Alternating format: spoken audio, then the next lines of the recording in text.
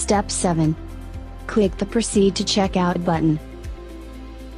In the right side, you will notice the total products, tax, and total price with tax included, where I have 2 items in my cart, which are 2 pieces of spinach and 65 pesos each, with a total of 130 pesos.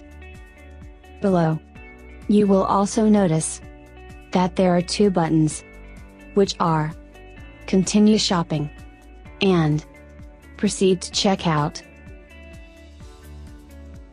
Click Continue Shopping button if you want to shop for other items. Click Proceed to Checkout button if you want to continue and view shopping cart summary and payment method. But in this case, click Proceed to Checkout button.